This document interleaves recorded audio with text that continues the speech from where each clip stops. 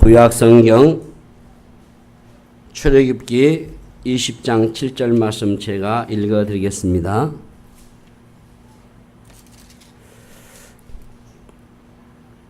너는 내 하나님 여호와의 이름을 망령되게 부르지 말라. 여호와는 그의 이름을 망령되게 부르는 자를 죄 없다 하지 아니하리라. 아멘. 우리 함께 인사 나누십시다. 이 자리에 오신 당신은 이 세상에서 가장 아름다운 분이십니다. 같이 인사 나누시기 바랍니다. 감사합니다. 폭염의 날씨고 힘든 시간들이지만은 여러분들 또한 믿음을 갖고 주님을 사랑함으로 교회를 사랑함으로 나오셔서 주께 예배했던 것 감사하고요. 이효령 박사님은 그의 책에 우물을 파는 사람이라는 책에서 자신은 인생의 목마름을 해결하기 위해서 여기저기 우물을 팠노라라고 했어요. 현대의 지성인인 그가 교회에 나와서 세례를 받았을 때 사람들이 그에게 물었습니다. 그 나이에 뭐가 답답해서 세례를 받습니까? 이효령 박사가 이렇게 대답하죠. 명예를 추구하면서 글을 썼더니 명예가 생겼고, 돈을 벌려고 했으니까 돈이 생겼고, 또 병 때문에 병원에 다니니까 병이 나았다. 그런데 어느 날 너무나 외로운데 극장에 가서 영화를 봐도, 좋아하는 글을 봐도 마음은 채워지지 않고 이 세상에서 나 혼자로구나 라고 느꼈을 뿐이다. 절대 고독을 느낄 때, 다시 말해서 영혼이 가랄 때, 영혼이 목마를 때, 수돗물이든 1급수든 2급수든 보통불로는 채울 수 없는 그 갈증을 느낄 때는 내가 어디로 가야 하는가? 우리나라 석학이라고 불리는 이 대학자로서 세상의 부귀를 다 누리면서 왜 이제 와서 그가 종교에 귀했느냐라는 이 질문에 이효령 박사가 절대 고독을 해결해 줄 리는 하나님밖에 없음을 알았다라고 대답한 것입니다. 갈증을 느낀다는 것은 살아있다는 증거죠.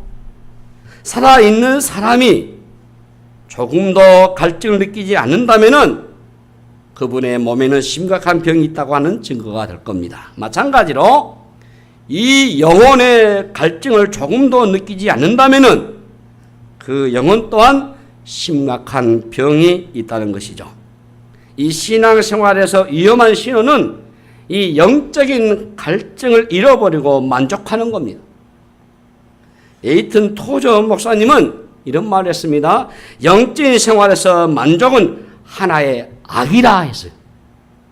물질과 환경에 대해서 만족하는 것은 영적인 생활에 유익하겠지만은 영적인 생활에 만족하면은 유기에 빠진다. 그래서 사도 바울은 영적인 생활에서 결코 만족하지 않는다라고 했습니다. 우리가 이제 환경적으로 힘들고 지치지만은 그래도 여러분들이 믿음을 갖고 주를 앙망하면서 사모하는 그런 시간들로 위로함 받기를 바랍니다. 이 3계명은 하나님의 이름을 마음대로 사용할 수 있을 가능성을 지적한 계명입니다. 하나님의 이름을 우리 마음대로, 인간의 마음대로 사용하지 말라라는 의미로 주셨습니다. 지금 제가 10계명 강해를 오늘 아직 8번째 하고 있습니다. 이 3계명은 지난 주일날 또 한 번 했습니다. 앞으로 한 30주 계속 진행이 될 겁니다. 이 하나님과 관련된 것에 대해서 소홀하게, 경솔하게 다뤄야 할 것은 하나도 없습니다. 하나님의 이름은 단순한 이름만의 문제가 아닙니다. 여러분, 이름은 그 존재입니다. 이 존재와 이름은 결코 분리할 수가 없습니다. 너는 내 하나님 여호와의 이름을 망령되게 부르지 말라. 이 3계명은 우리 신앙의 모든 영역에 연결되어 있는 귀중한 계명으로 여러분 보셔야 합니다. 온 땅에 충만하신 하나님, 그 이름에 합당한 영광을 우리가 올려드리는 것이 신앙 생활입니다. 그리고 하나님은 당신의 이름을 지키기를 원하십니다. 하나님은 당신의 명예롭고 영광스러운 이름을 보존하시고 지키시기를 원하십니다. 그래서 그 하나님의 이름이 어떤 경우에도 훼손된 것을 원하지 않으십니다. 영원하신 하나님은 역사를 통치하시는 절대 지존이십니다. 그래서 1계명과 2계명은 분명히 이해하면은 이 3계명을 여러분 마땅히 지킬 수밖에 없을 겁니다. 자, 하나님이 누구신지를 바로 알면은 하나님의 이름을 망령되이 일컬 수가 없는 겁니다. 우리는 하나님의 이름이 망령되이 일컫는 세상을 지금 실제적으로 살아가고 있습니다. 불경한 세상이죠. 그런데 그리스도인들은 달라야 하는 겁니다. 하나님 그 이름에 대한 우리의 태도 여부에 따라서 우리의 신앙에 영향을 미치게 되는 겁니다. 이 명예훼손죄가 있습니다. 누군가의 명예를 훼손하면 법적인 처벌을 받습니다. 유명 브랜드랄지 기업들은 자신들의 그 브랜드의 가치나 그 이름에 사활을 겁니다. 하나님의 이름은 그런 것과는 결코 비교될 수가 없습니다. 우리의 사명은 그 하나님의 존귀하신 이름을 높여드리고 보존해가는 일에 힘을 쓰셔야 할 것입니다. 자, 신약시대에 우리에게 주신 특권 중에 하나는 하나님을 아빠, 아버지라 부를 수 있게 된 것입니다.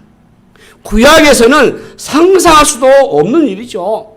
하나님께서 우리에게 매우 친근한 관계 안으로 우리를 불러주셨습니다. 자, 임마누엘, 얼마나 친근하고 가까워진 이름입니까? 그렇다고 여러분 오해해서는 안 됩니다. 하나님의 이름을 가볍게 다뤄도 된다는 의미가 아닙니다. 친근하다고 해서 막 부르면 안 되는 겁니다. 존귀하신 이름을 남발하거나 소홀히 다루면 안 되는 것입니다.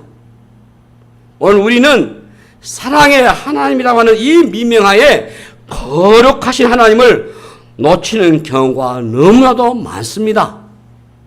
그래서 우리는 뜻없이 주의 이름을 부르고 함부로 경홀하게 하나님을 대하는 그런 무례함을 우리가 주의해야 할 것입니다. 이 3계명은 하나님의 이름을 그릇되게 사용하지 말라는 것입니다.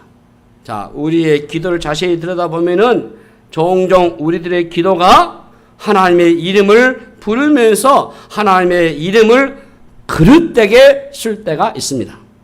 하나님의 이름을 부르지만은 하나님을 하나님으로 인정하지 않고 부를 때가 많다는 거죠. 마치 자신의 뜻을 이루기 위해서 하나님의 이름을 부르면서 자신의 목적을 이루기 위해서 하나님을 부를 때가 있습니다. 알라딘의 램프의 진리를 부르듯이 하나님을 함부로 불러서는 안 될 것입니다. 하나님은 우리가 부르기만 하면은 언제든지 우리 앞에 대동하시는 나타나실 분이 아닙니다. 하나님을 신분꾼처럼 다루어서는 안 될 것입니다. 하나님은 우리의 아버지시고 예수님이 우리의 친구라고 해서 마음대로 통제하시는 분이라고 생각하면 그건 오해입니다. 기복주의 신앙의 위험성은 하나님을 마음대로 조정할 수 있다고 하는 것처럼 착각하는 것이요. 하나님을 버튼만 누르면은 내가 원하는 것을 다 내어놓는 그런 자동 응답기처럼 생각하는 것은 잘못된 거죠. 한국 교회가 기도를 뜨겁게 하고 이 기도에 대한 관심이 많고 기도의 능력을 강조하면서 심지어는 하나님의 보좌를 움직이는 기도라는 얘기를 하는 것입니다. 이건 굉장히 저는 위험한 일이라고 생각해요. 하나님의 보좌를 그렇게 움직여 줄 수 있는 보좌가 아니잖아요. 하나님의 보호자에 의해서 무엇이 통치되어 가고야 하고 그 보호자 앞에 엎드리는 것이 우리의 신앙인데 오히려 그 보호자를 마음대로 움직인다? 우리의 기도가 자칫하면 도를 넘는 수준이 되는 것이에요. 우리는 하나님을 너무 쉽게 생각하는 그런 경향이 있습니다. 우리의 기도 안에서도 하나님의 이름을 부르면 하나님의 이름에 합당한 그 권위에 복종하고 그분 앞에 온전히 순종하고자 하는 그런 태도를 가져야 되죠. 그 태도 없이 하나님을 우리 중심으로 움직이려고 하면 그것은 하나님이 아닌 우상으로 변질됐다는 것을 의미하는 것입니다. 자, 하나님의 이름을 너무나 망령되이 일컫는 일들이 우리의 예배나 찬송 가운데서도 이게 일어나고 있습니다. 예배가 인간 중심의 흥겨움에 도취돼서 끝날 수 있어요. 찬송을 부를 때 우리 자신을 위한 위로나 감정적인 그런 순화를 위해서 불러서는 안 될 것입니다. 찬송이나 기도 속에 하나님의 이름이 얼마나 많이 들어갔습니까? 그런데 생각 없이 되풀이한다면은 거기는 문제가 있는 겁니다. 특별히 찬송은 우리를 위해서가 아니고 하나님을 높여드리기 위한 목적이 되셔야 되는 거죠.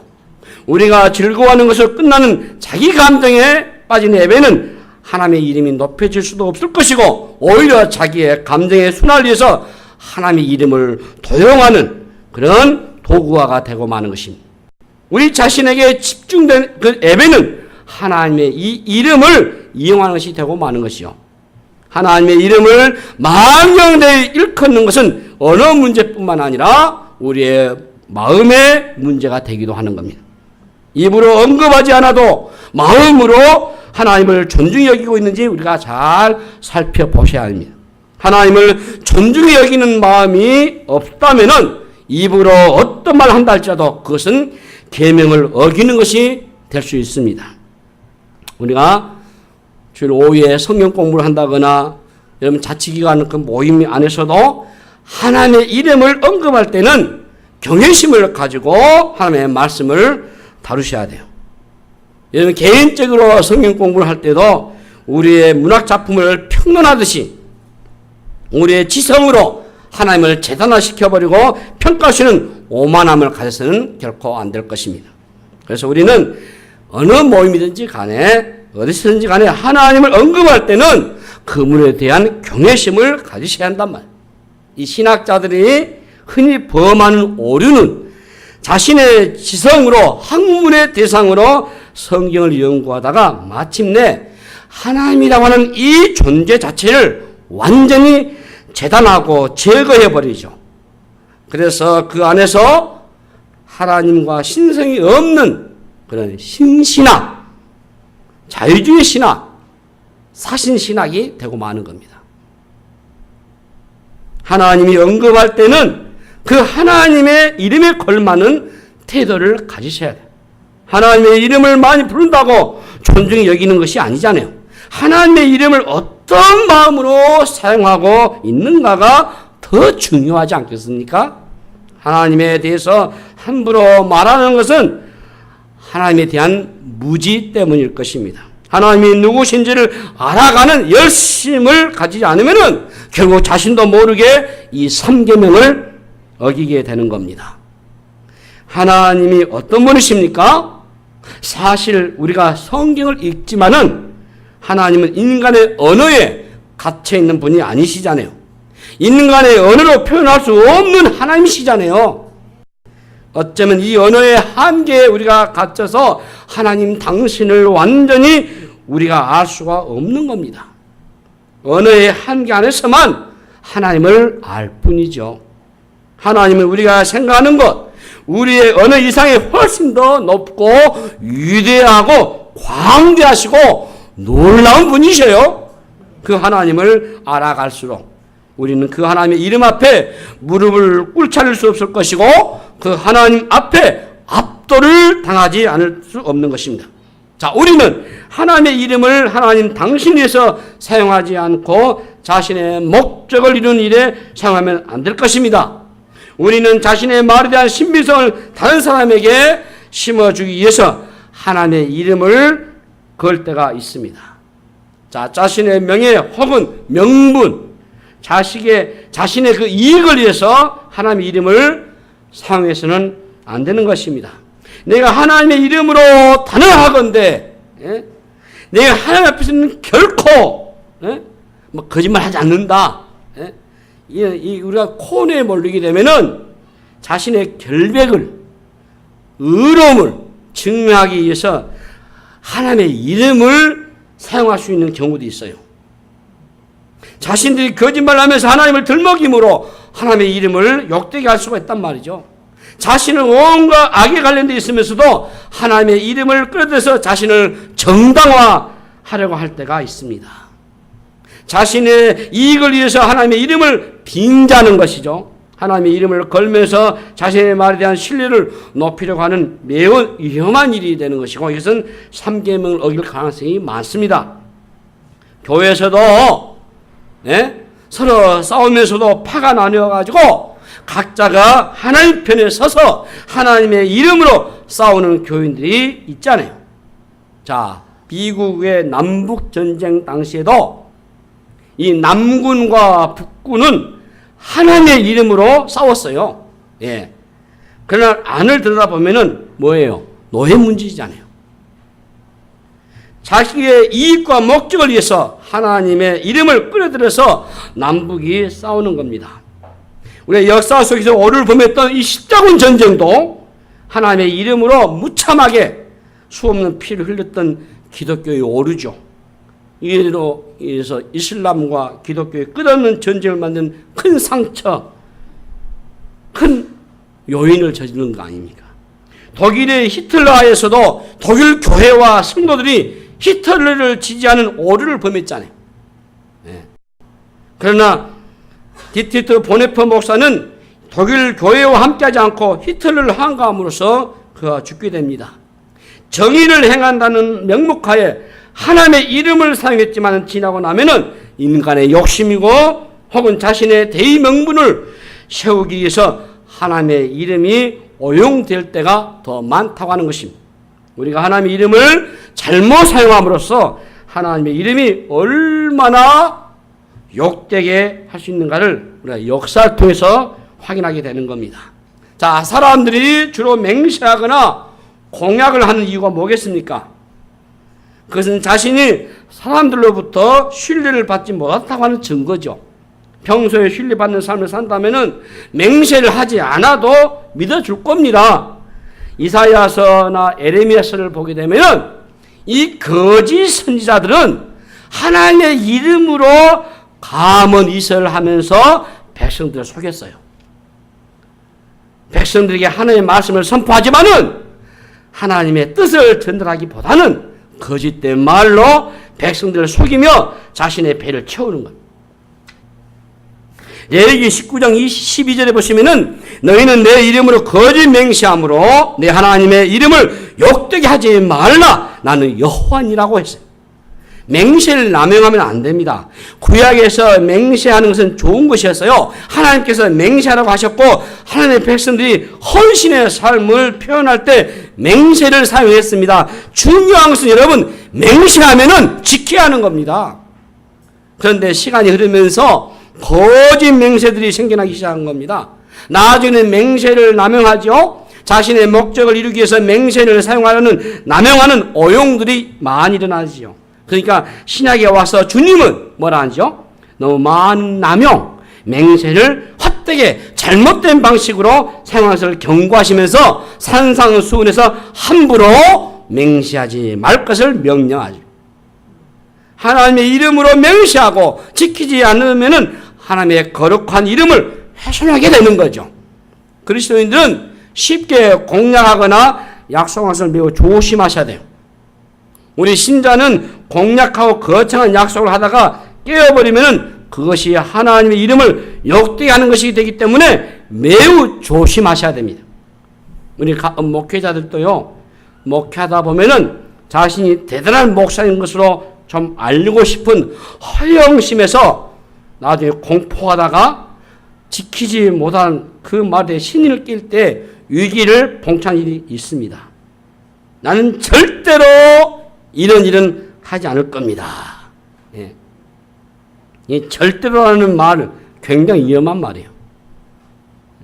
서약을 함부로 하지 말아야 되죠. 지키지 못할 서약이나 공약을 함부로 하지 말라는 겁니다. 베드로는 자신은 결코 주님을 버리지 않겠다고 공언했잖아요. 그러나 그것을 깨뜨려버리고 말았습니다. 공수표가 되었어요. 우리는 하나님이 아닙니다. 우리는 연약한 존재들이에요. 지키고 싶어도 지킬 수 없는 불가피한 일들이 일어나게 돼 있어요. 괜히 너무 앞당겨서 자신 있게 말하는 것을 약속을 깨뜨릴 가능성이 있습니다. 사실 철없을 때 큰 소리 많이 치잖아요. 우리가 교묘하게 말전을 하다가 하나님의 이름을 욕되게 할 수가 있습니다. 무엇보다도 하나님의 이름을 뚜렷한 목적이 없이 사용하면은 하나님의 이름을 모독하고 조롱하게 되는 것이에요. 그리스도인들은 약속을 지키는 사람들입니다. 신자들은 약속을 지키는 사람들은 이 이미지가 새겨져 있어요. 여러분, 약속할 때는 신중하셔야 돼요.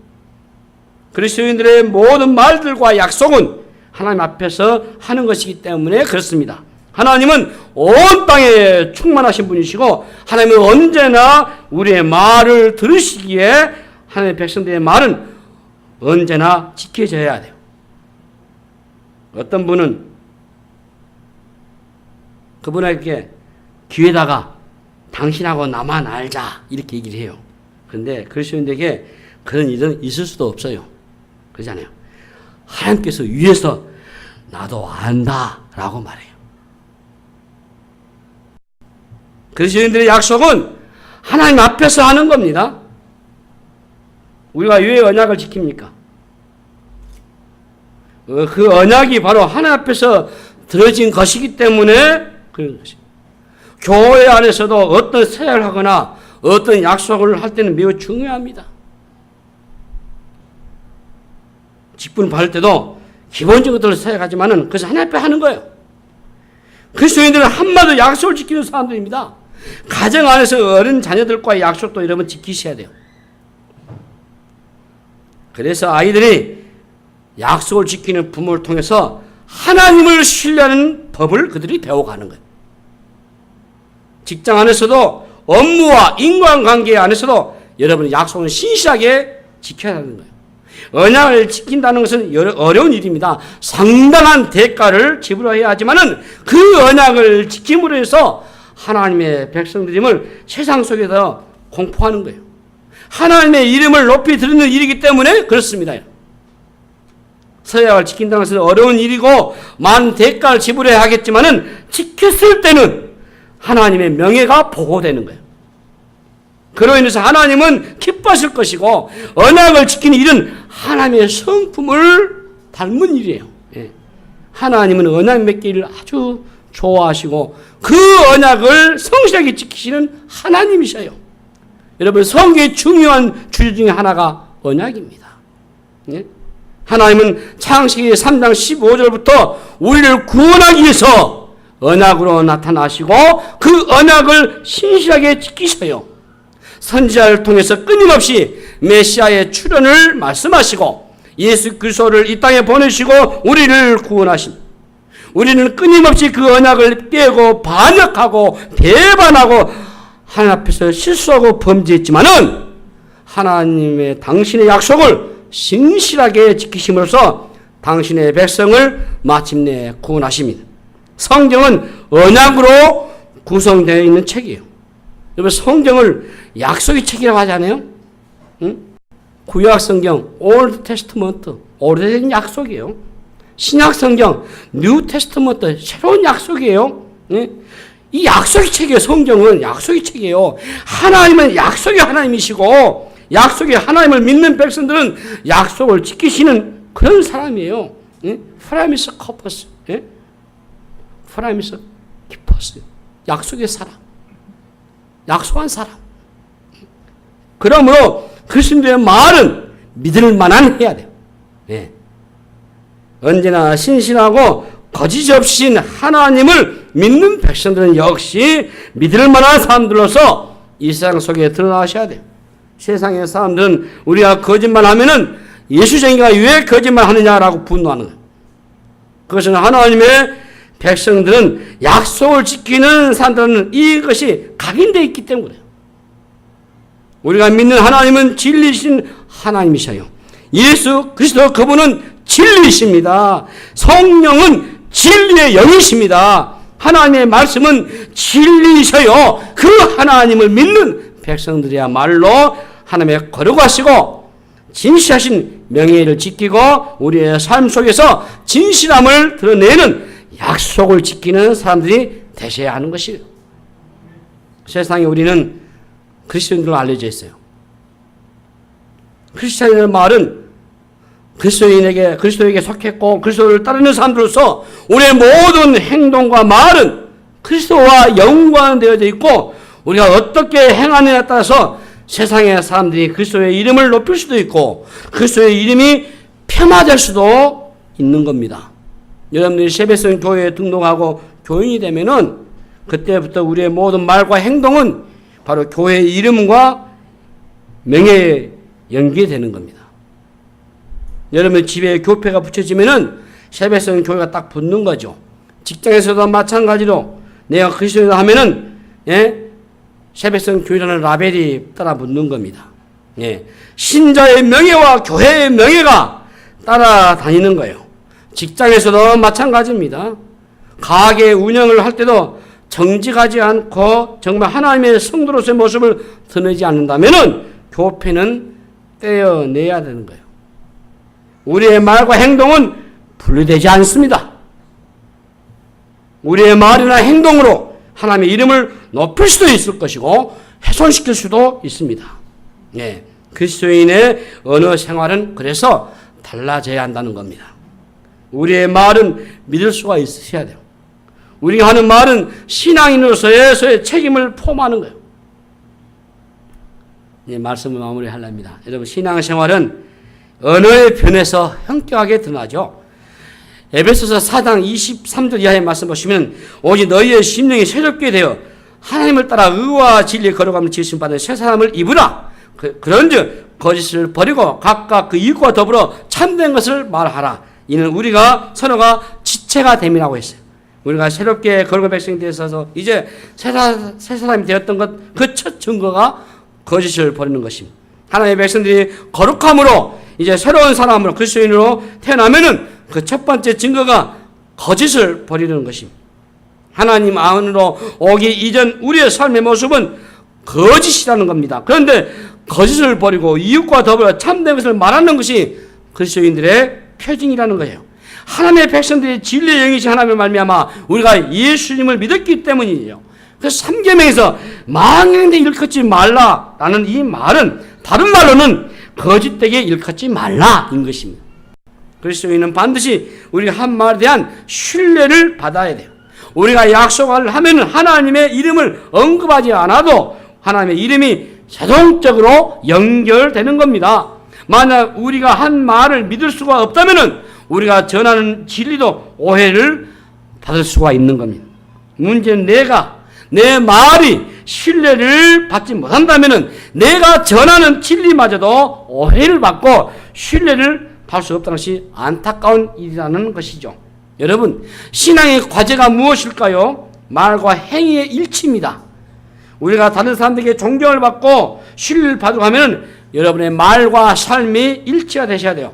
우리의 중요한 정체성은 증인이죠. 예수님의 이 증인인 겁니다. 사도행전 교회가 출발하면서 사도행전 1장 8절에 오직 성령이 너에게 임하시면 너희가 권능을 받고 예루살렘과 온 유대와 사마리아 땅까지 이르러 내 증인이 되라고 하신 말씀처럼 신약의 교회는 증인 공동체인 것입니다. 증인의 생명은 진실입니다. 입술을 통해서 예수를 증언한 일이 우리의 사명인 것이죠. 그런데 우리는 믿을 수가 없다면 우리가 전한 복음이 훼손을 당할 수밖에 없는 겁니다. 그러므로 우리의 말과 행실이 함께 포함되는 겁니다. 직장에서 신자가 진실하고 신뢰를 받을 만한 행동을 해야 하는 이유는 그리스도의 이름이 증거해야 될 증인이기 때문인 것입니다. 세상 사람들이 신자가 거짓말하면은 예수의 복음이 가려지게 되는 겁니다. 오늘 안타까운 것은 우리 때문에 하나님의 이름이 훼손될 때가 있습니다.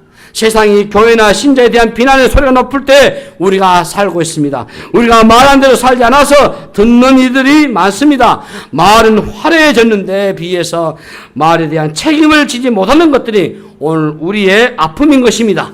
하나님의 이름으로 한 것은 무슨 말이라도 우리가 지켜야 되는 것입니다. 아주 작은 약속이라도 여러분 지키셔야 돼요. 3장 우리 3계명 7절 말씀 다시 한번 저희 오늘 마무리하겠습니다. 너는 내 하나님 여호와 이름을 망령되게 부르지 말라. 여호와는 그의 이름을 망령되게 부르는 자를 죄 없다 하지 아니하리라. 여러분 10가지 계명 중에서요 그의 이름을 망령되게 부르는 자를 죄 없다 하지 아니하리라. 이 끝에 이렇게 붙은 계명은 이 3계명밖에 없어요. 다른 계명이 없습니다. 이 3계명밖에 없어요. 이 말은 하나님이 이 계명을 어긴 것에 대해서는 정확하게 책임을 물으시겠다고 하는 것입니다. 여러분. 이 계명을 어긴 것에 대한 책임을 여러분 지라는 것입니다. 이 계명을 어긴 것은 분명히 죄가 되는 것이고 죄에 대한 심판이 있다는 것을 여러분들이 의미하는 그 단서를 여기다 붙여놓는 겁니다. 하나님의 이름의 명예를 얼마나 귀중하게 여기는가를 우리에게 말씀하시는 것입니다. 오늘 우리는 우상숭배가 끊임없이 벌어지고 많은 우상숭배에서 살아갑니다. 이 계명을 어기는 것처럼 3계명 역시 하나님의 이름을 끊임없이 망령되게 일컫는 시대를 우리가 살고 있습니다. 하나님의 이름을 바로 사용하는 것이야말로 여러분 신앙생활의 중요한 영역이 되는 것입니다. 우리의 말과 행위 그것을 일치를 이루어야 하는 이유는 우리의 삶이 하나님 앞에서 진실하지 않으면 하나님의 이름이 욕되게 될 수 있기 때문인 것입니다. 단순히 겉만 멋지게 포장하고 속은 전혀 아니라고 하면 하나님의 이름을 거룩하게 여기는 것이 될 수가 없습니다. 우리는 그 하나님의 경이로우신 이름을 늘 새롭고 활기찬 마음으로 받아들이고 그 이름을 높여드려야 할 것입니다. 예수님을 오래 믿다가 너무 익숙해져가지고 매너리즘에 빠져가지고 하나님의 이름을 그저 공허하게 뜻없이 되뇌이는 일들이 없기를 바랍니다. 그리고 하나님의 이름을 나 자신의 목적을 위해서 그릇되게 사용하는 일들이 없이 오직 하나님의 이름에 걸맞게 그분의 영광에 걸맞게 높여드리고 그분의 이름을 보호하고 그 이름을 아름답게 사용함으로써 하나님 앞에 우리가 믿음을 지켜나가는 여러분이 다 되시기를 바랍니다. 그 이름을 아름답게 사용할 때 우리 하나님께서는 여러분의 삶을 더 존귀하고 복되게 하실 줄로 믿습니다. 기도하겠습니다. 하나님 아버지 은혜를 감사합니다. 너는 내 하나님 여호와 이름을 망령되게 일컫지 말라. 여호와는 그의 이름을 망령되게 부르는 자를 죄 없다 하지 아니하라. 이 말씀을 우리가 굳게 새기면서 주의 이름을 존귀하게 여기고 귀하게 여기고 소중하게 여기고 그리고 우리가 그 이름에 따라 합당한 우리 삶이 되도록 은총을 내려 주시옵소서. 감사하옵고 우리 구주 예수 이름을 간절히 기도하옵나이다. 아멘.